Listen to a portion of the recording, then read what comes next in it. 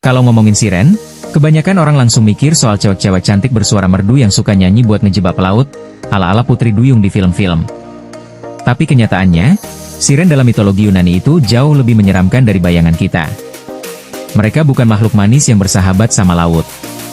Mereka adalah simbol godaan maut, dan keindahan mereka justru jadi senjata paling mematikan.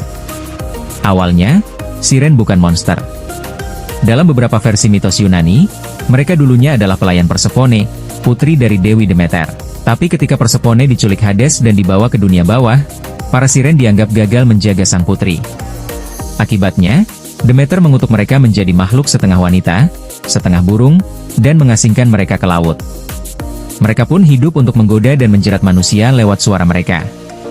Ada juga versi lain yang menyebut kalau siren adalah anak dari dewa sungai Acheloos dan seorang Muse, salah satu dewi seni. Karena darah keturunan dewa dan dewi, mereka dianugerahi suara yang begitu indah dan kuat, sampai bisa menghipnotis siapapun yang mendengarnya. Nah, ini yang sering bikin orang salah kaprah. Siren dalam mitologi Yunani bukan putri duyung. Mereka digambarkan sebagai makhluk setengah wanita, setengah burung, dengan sayap dan cakar tajam. Baru di zaman modern, imajinasi orang-orang mulai mencampur adukan mereka dengan sosok putri duyung yang lebih populer, seperti Ariel di The Little Mermaid. Padahal, kalau lihat versi aslinya, siren itu lebih cocok disebut monster bersayap daripada peri laut. Kekuatan utama siren bukan pada fisik, tapi pada suara. Nyanyian mereka bukan cuma indah, tapi juga penuh sihir.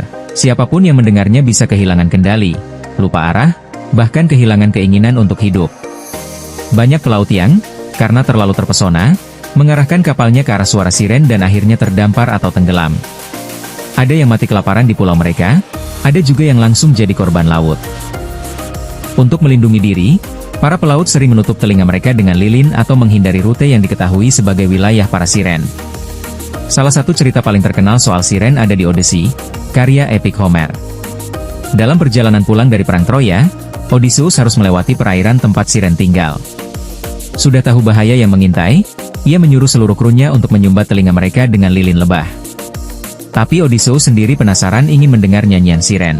Jadi, dia meminta agar dirinya diikat kuat-kuat di tiang kapal, dan melarang siapapun melepaskannya sampai mereka benar-benar keluar dari wilayah siren. Ketika suara menggoda itu mulai terdengar, Odysseus langsung tergoda, ingin melompat ke laut. Tapi karena diikat, dia selamat. Dan berkat persiapan itu, kapalnya berhasil melewati siren tanpa kehilangan satupun awak. Ada juga kisah dari Argonautika, saat para Argonaut, pahlawan Yunani, berlayar bersama Jason.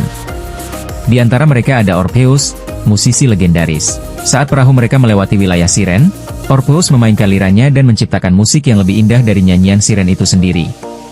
Suaranya begitu memukau hingga menenggelamkan sihir siren. Para pelaut pun tetap fokus dan tidak tergoda. Ini adalah salah satu kisah langka di mana manusia bisa mengalahkan siren tanpa harus menutup telinga. Menurut beberapa versi mitos, siren punya aturan. Jika ada manusia yang berhasil melewati mereka tanpa terpengaruh nyanyiannya, mereka akan kehilangan kekuatan dan mati. Maka saat Odysseus berhasil lolos, beberapa siren bunuh diri dengan terjun ke laut. Ada juga versi yang bilang, Hera, ratu para dewa, menyuruh siren bertanding nyanyi melawan para Muse. Muse menang, dan sebagai hukuman, mereka mencabuti bulu para siren dan menjadikannya mahkota kemenangan. Seiring waktu, gambaran siren mengalami pergeseran. Mereka yang dulu digambarkan sebagai monster bersayap menyeramkan, kini lebih sering muncul sebagai putri duyung cantik di film, buku, dan game, seperti di Pirates of the Caribbean atau bahkan Harry Potter. Namun, di balik semua versi modern itu, akar mitologi Yunani tetap menegaskan bahwa siren adalah makhluk penggoda yang berbahaya. Mereka bukan sosok romantis, tapi perwujudan dari godaan mematikan yang membungkus bahaya dengan keindahan. Siren bukan sekadar legenda tentang makhluk laut. Mereka adalah simbol bahwa tidak semua yang indah itu baik. Nyanyian mereka jadi peringatan tentang bagaimana manusia bisa jatuh hanya karena tergoda oleh hal yang tampak menawan. Jadi, kalau suatu hari kamu mendengar nyanyian yang terlalu indah untuk jadi kenyataan, mungkin sudah waktunya untuk tutup telinga dan terus jalan. Karena bisa jadi, itu bukan panggilan syahdu, tapi jebakan menuju kehancuran.